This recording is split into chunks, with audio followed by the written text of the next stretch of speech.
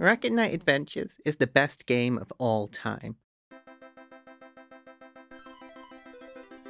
Okay, maybe that's a little strong, but it's hard to express just how much I love this thing. The rousing score, the perfect pacing, the beautiful visuals, it fucking rocks. It came out in 1993 for the Sega Mega Drive, or Genesis if you're drowning in medical debt, as part of the broader wave of mascot platformers that hit the scene in the wake of Sonic's overwhelming success. It was developed by much of the same team that made Contras 3 and Hardcore, and oh boy does it show! It plays exactly how you would expect a mascot platformer by the Contra folks to, less focused on complex multi-route level design, and more in exciting set pieces and situational variety. It's the entire reason that I love shmups, fantasy, steampunk, and fat basslines.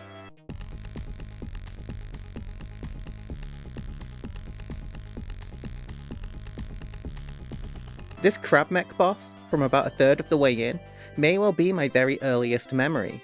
I was obsessed with this game right from the off, and it stuck with me my entire life.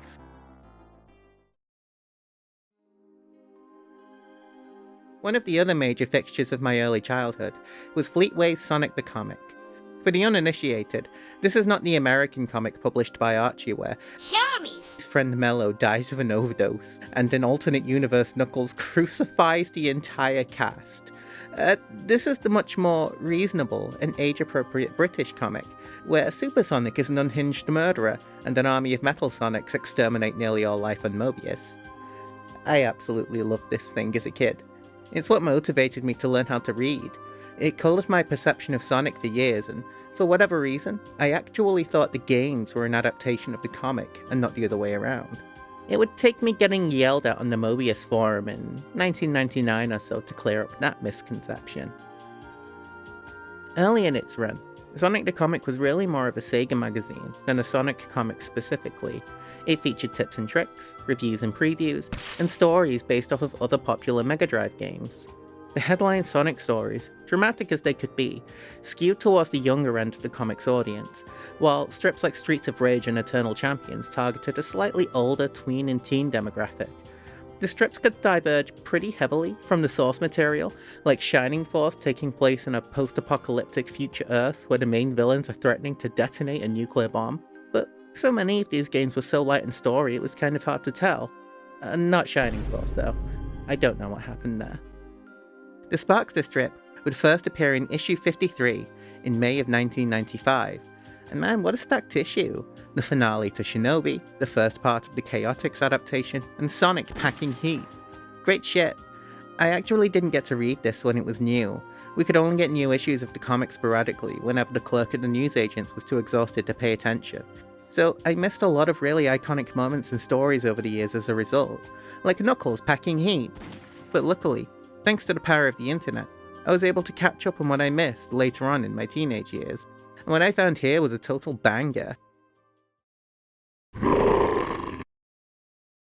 Life, at best, is bittersweet. The fate of all is a lonely death.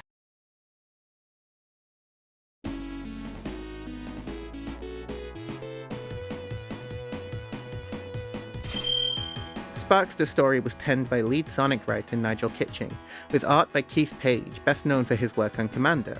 It was loosely based on Sparkster Rocket Knight Adventures 2, released in 1994. There were actually 2 Rocket Knight sequels produced around this time, one for the Super Nintendo, and one for the Mega Drive. They came with an edgy redesign for our opossum hero, which would form the basis for his characterization in the comic. Just look at him. He barely looks like the same guy.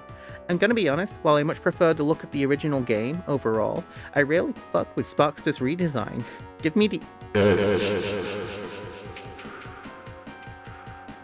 The whole strip feels like a kid's version of a classic heroic fantasy tale, and it's the art, as much as the writing, that really sells that. It feels like Dunsanian prose illustrated. The backgrounds are all rendered in muted, melancholic shades, L-horns twisting fantastical architecture glowing softly beneath the cold light of a winter moon. Sparkster himself is an almost Arthurian hero, the greatest of knights, unmatched in both guile and wit. And he's a real badass too, unambiguously heroic but not soft. If Robotnik had tried to lynch him, there wouldn't be enough of him left to bury. The actual story is pretty simple. Sparkster has returned home after a long journey to find that the world has been taken over by the evil King Gadol, who has cast a spell upon the realm which twists the minds and hearts of its people towards violence and depravity. Wanted posters calling for Sparkster's arrest adorn the rotting walls of his former kingdom, and he soon learns that the rest of the Rocket Knights are no more. It is up to him, and him alone, to liberate Elhorn and depose the tyrant Lizard King. So, yeah, nothing groundbreaking. It's an adventure story aimed at 8-year-olds at the end of the day, but it's a lot of fun to read. And that's the important part, really. It does an excellent job at characterizing Sparkster. He's an effortlessly cool hero, always in control, always ready to do the right thing, but he's not unshakable. Check out the end of the first chapter here, the way Sparkster's expression and pose shifts as he learns just how alone he is. The pose is a little goofy, maybe, but it tells us a lot about how he's feeling without needing to resort to narration or a thought bubble. I can't help but feel like this lone train passing in the distance only adds to the melancholy of the moment too. It is just a very thoughtfully illustrated scene. And check out this scene in the second chapter, when he meets the princess. The artwork here is beautiful, ethereal and dreamlike. A lonely moon hangs listlessly in a cloudless sky as Sparkster stares out of the window, gazing upon a city that has become strange and hostile to him. "But what can I do alone, with a world against me?" he asks, expressing his earlier doubts openly now. So much of the comic is focused on his heroic deeds, and showing off what a cool dude he is, but I really appreciate that they took the time to add scenes like this. You see, strips in Sonic the Comic only got around 6 pages, and they had to be extremely economical in their writing as a result. So it really stands out to me that they would take the time to add these smaller, quieter moments to the story. It's something that it shares with the Sonic, and especially the Knuckles strips, and it just goes to show how seriously they took their audience. Despite my joke near the beginning of this video, Sonic the Comic never got quite as dark as its Archie counterpart. Where Archie sometimes feels like it forgets who Sonic is supposed to be for in the first place, Sonic the Comic is clearly a series for children, but it stuck with us who grew up with it, because it never spoke down to us. The heroes were flawed, the stakes were real. When bad things happened, they mattered, whether that's the collapse of an ancient kingdom or the death of a dear friend. What happens in a story is often less important than who it happens to, and these scenes of introspection and melancholy do so much to lend these characters a sense of interiority. I wouldn't say Sparkster's overall tone is melancholic by any stretch. The story is too action-packed, too hot-blooded to be described that way, but it would be so much lesser if they didn't devote almost an entire issue to scenes like this.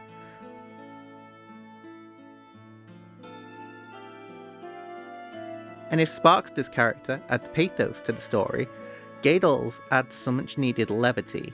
He's a real mummy's boy, and she's perfectly willing to sell him out at the first opportunity.